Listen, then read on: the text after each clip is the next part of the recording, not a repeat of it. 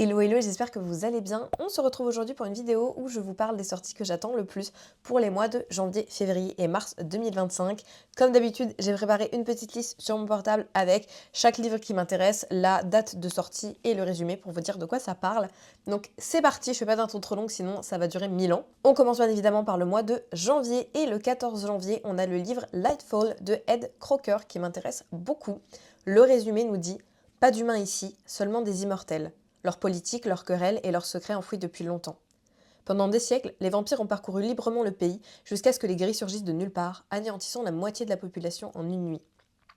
Les survivants ont fui vers la dernière ville vampire de First Light où les règles sont simples. Si vous êtes pauvre, vous buvez du sang faible. Si vous êtes noble, vous obtenez les bonnes choses, et vous ne pourrez jamais partir. Sam, la servante du palais, en a assez de ces règles, et elle en a définitivement assez de nettoyer les bassines des seigneurs qui les font respecter. Lorsque le fils du dirigeant de la ville est assassiné et qu'elle trouve le seul indice sur sa mort, elle saisit l'occasion de tracer son chemin vers une meilleure classe et un meilleur sang.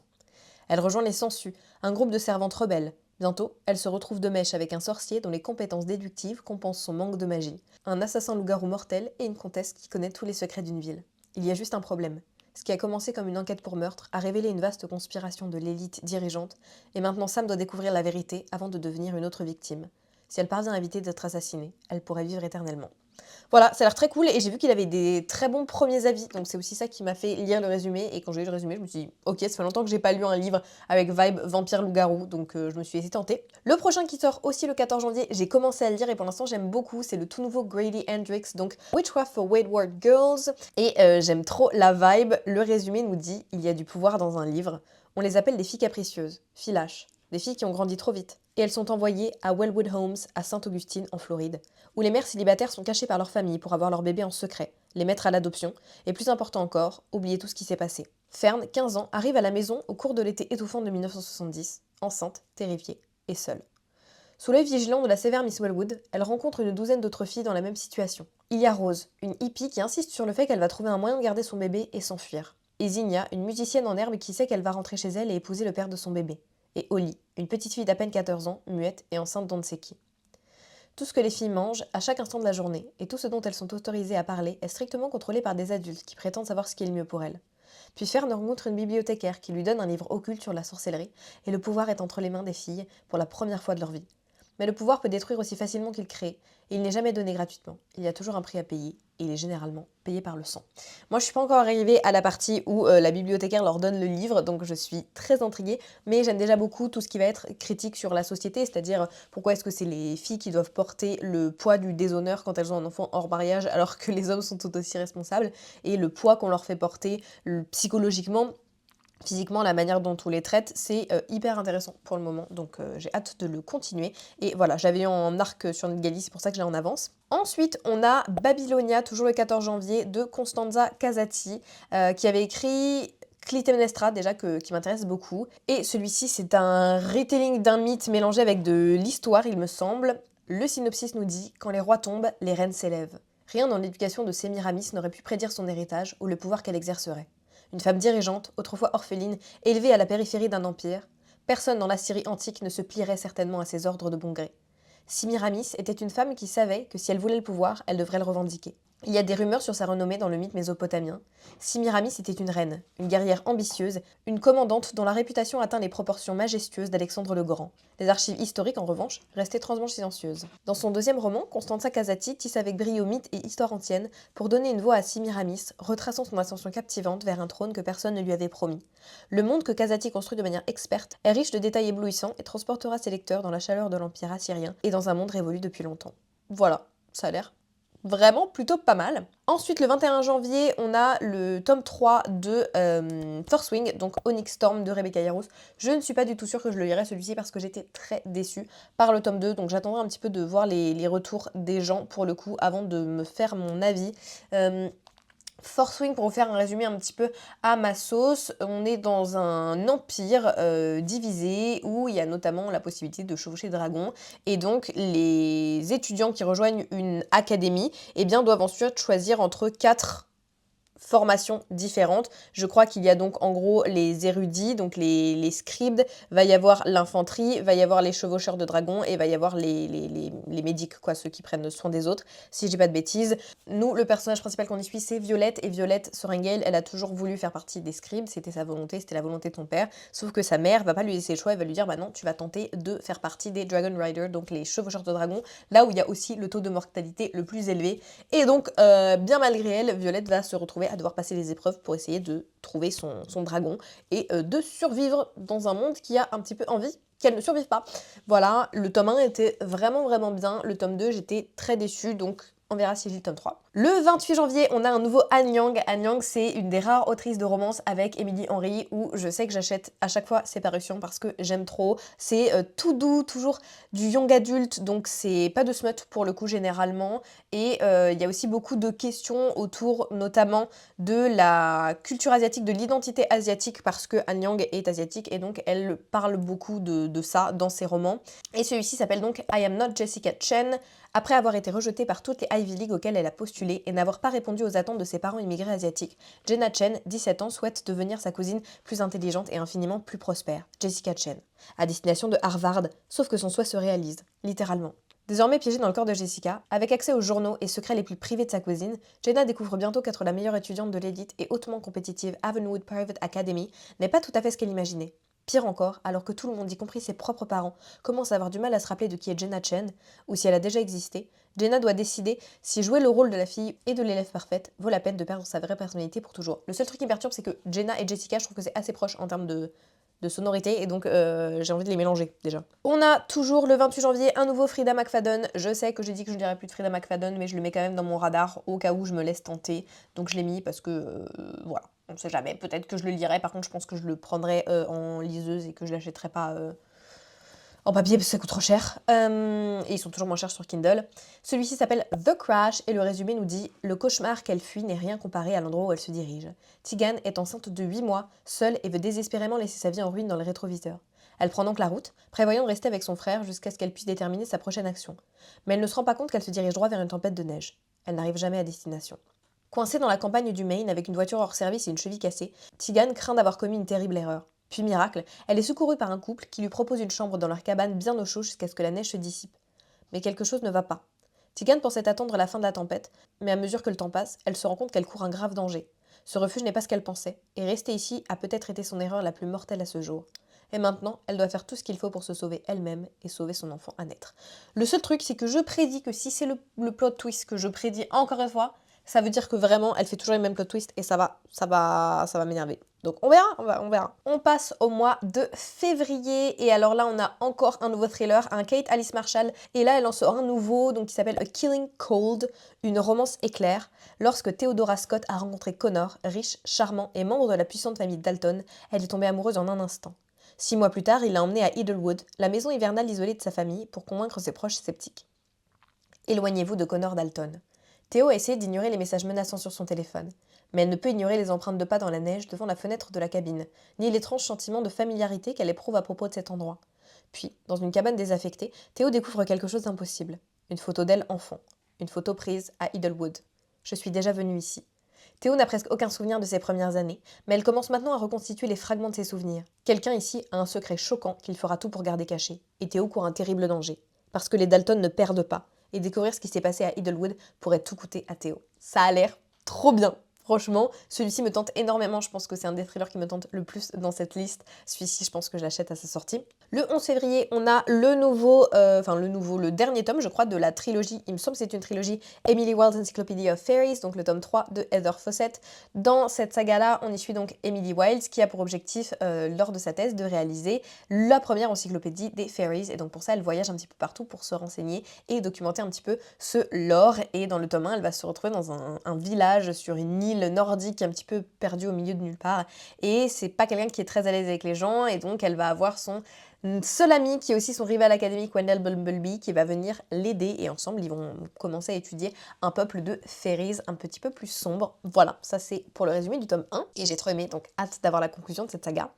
Ensuite, un des tomes 2 que j'attends le plus, je pense, c'est clairement celui-ci, puisque c'est le tome 2 de The Crimson Moss de Kristen Scarelli. J'avais adoré le tome 1, vraiment, c'était une de mes lectures. Vous savez, c'est le genre de lecture, à chaque fois je vous dis ça, c'est pas la meilleure fantasy que vous allez lire de votre vie, clairement pas, mais c'est un livre qui se dévore, et il y a de la tension, comme ce que j'ai rarement dans le livre, et pour ça je l'ai adoré, donc j'ai trop hâte d'avoir la suite, surtout que la fin du tome 1 me donne trop envie de savoir ce qui se passe dans le 2.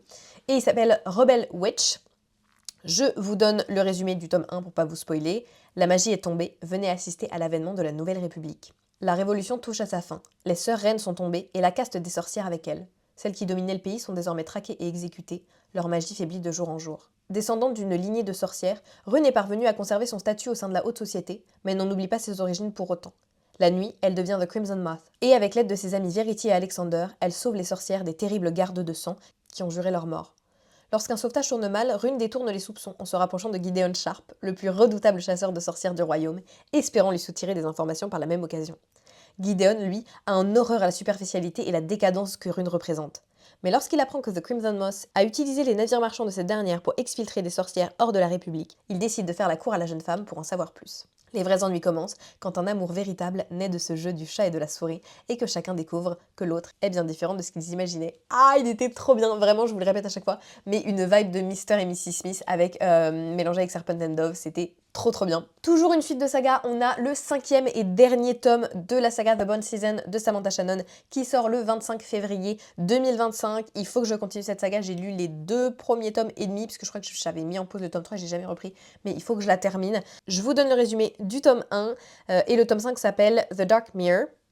Dans un monde totalitaire et dangereux, une rêveuse va démarrer une révolution.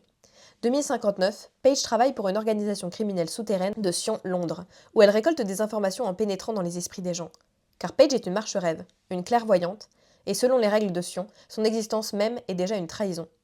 Poursuivie puis arrêtée, elle est déportée vers une colonie pénitentiaire sur l'ancien territoire d'Oxford, secrètement occupé par les Rephaim, une race venue d'un autre monde qui récolte et utilise les clairvoyants à ses propres fins.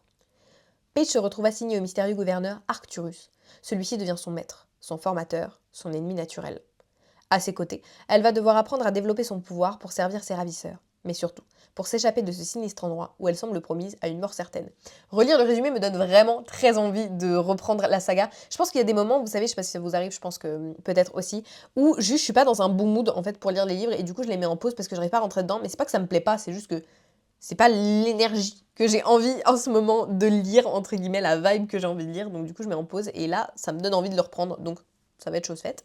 On passe au mois de mars, et alors ça c'est un livre, il est super bien noté le 4 mars, j'ai vu que des bons avis sur les premiers retours, donc de gens qui ont eu des arcs, et voilà, ça me donne très envie, c'est un livre, pas forcément dans la vibe de ce que je lis habituellement, mais du coup je suis intriguée et j'ai envie de le découvrir, ça s'appelle Wild Dark Shore, c'est dur à dire, de Charlotte McConaughey. Une famille sur une île isolée, une femme mystérieuse s'est échouée, une tempête à l'horizon. Dominic Salt et ses 3 enfants sont les gardiens de Shearwater, une petite île non loin de l'Antarctique. Shearwater, qui abrite la plus grande banque de graines au monde, regorgeait autrefois de chercheurs. Mais avec l'élévation de la mer, les sels sont désormais ses derniers habitants, emballant les graines avant qu'elles ne soient transportées vers un lieu plus sûr. Malgré la beauté sauvage de la vie ici, l'isolement a déjà eu des conséquences néfastes sur les sels. Raph, 18 ans et souffrant de son premier chagrin, ne peut que trouver du soulagement dans son punching ball. Fen, 17 ans, a commencé à passer ses nuits sur la plage au milieu des phoques. Orly, 9 ans, obsédé par la botanique, craint la perte de sa nature bien-aimée. Et Dominique ne peut s'empêcher de se tourner vers le passé et vers la perte qui a conduit la famille à Shearwater en premier lieu. Puis, lors de la pire tempête que l'île ait jamais connue, une femme s'échoue sur le rivage. Alors que les Salt soignent la femme, Rohan, leur soupçon cède la place à l'affection et ils recommencent enfin à se sentir comme une famille. Rohan, habituée depuis longtemps à protéger son cœur, commence également à craquer pour les sels. Mais elle ne dit pas toute la vérité sur les raisons pour lesquelles elle est arrivée à Shearwater. Et lorsqu'elle découvre les radios sabotés et une tombe fraîchement creusée, elle se rend compte que Dominique garde ses propres sombres secrets. Alors que les tempêtes s'intensifient, les personnages doivent décider s'ils peuvent se faire suffisamment confiance pour protéger les précieuses graines dont ils ont la garde avant qu'il ne soit trop tard, et s'ils peuvent enfin laisser les tragédies du passé derrière eux pour créer quelque chose de nouveau, ensemble. Ça a l'air trop bien. Franchement, j'aime trop cette vibe de... En même temps, il y a un mystère qui se cache derrière ces tombes, ces radios sabotées, mais il va aussi y avoir ce truc un peu de found family, ce huis clos sur une île, les catastrophes naturelles, que des trucs qui m'intéressent, donc je pense que ça va beaucoup me plaire. On a un nouveau John Mars qui sort pareil le 4 mars. Et j'ai trop hâte parce que John Mars est clairement un auteur dont j'achète les livres à chaque fois qu'il en sort un nouveau. Celui-ci s'appelle You Killed Me First et le résumé est hyper intriguant. C'est écrit 3 femmes, 3 secrets, qui s'en sortira vivante. Nous sommes le 5 novembre et une femme se réveille dans un cauchemar. Ligotée et bâillonnée, elle est coincée au cœur d'un immense feu de joie. À mesure que la fumée s'épaissit, la panique s'installe. Elle est sur le point d'être engloutie par les flammes.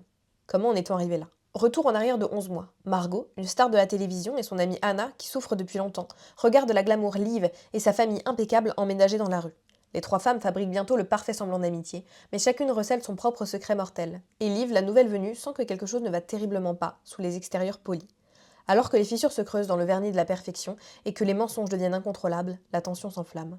La nuit du feu de joie approche et quelqu'un est sur le point de brûler. Mais qui sera-ce ? Ça a l'air trop bien, ça a l'air trop bien, j'aime trop.